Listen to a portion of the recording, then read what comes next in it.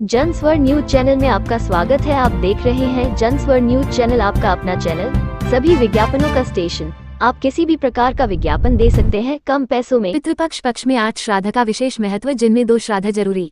रमेश चंद्र द्विवेदी, राजकुमार पोद्दार, नई दिल्ली। पितृपक्ष का शुभारंभ 19 सितंबर से माना जा रहा है। पितृपक्ष पक्ष के मौके पर श्राद्ध कर्म और तर्पण का खास महत्व है। 2 अक्टूबर को इसका समापन होगा। पितृपक्ष के मौके पर पितरों के निमित्त जल, तिल, चावल, जौ और कुश के जरिए पिंडदान और तर्पण करने का नियम बताया गया है। श्राद्ध कर्म के दौरान गौ, कुत्ता और कौवे के लिए भी भोजन अलग से हिस्सा निकाला जाता है।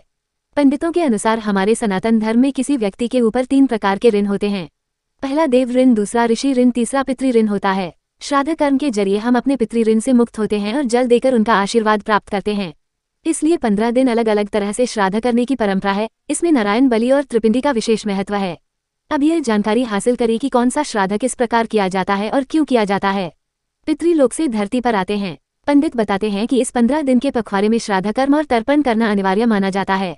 इन 15 दिनों तक मृत्यु के बाद धरती पर आने वाले पितरों को तृप्त करने के लिए अलग अलग कई तरह के श्राद्ध किए जाते हैं, जिसमें नित्य श्राद्ध, जिसके अंतर्गत नियमित रूप से विधि विधान से किया जाता है।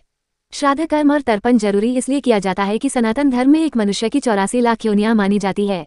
जब यह शरीर मनुष्य योनि को छोड़कर अन्य जीव के रूप में नया जीवन प्राप्त करने के लिए अग्रसर होता है, तब श्राद्ध एवं तर्पण की सही प्रक्रिया की वजह से आत्मा भटकती नहीं है और वह पितर लोक पहुंच जाती है, जिसके बाद इस प्रक्रिया को पूरा करते हुए वह पुनर्जन्म की तरफ अग्रसर होती है। ऐसा कहा जाता है कि पितृपक्ष में श्रद्धा भाव के साथ पितरों का श्राद्ध करने से आत्मा को शांति मिलती है और पितृदोष का प्रभाव नहीं होता है, क्योंकि 15 दिनों तक पूर्वज हमारे साथ हमारे बीच में रहते हैं। इसलिए अंतिम पूरे भाव से उनकी विदाई की जाती है।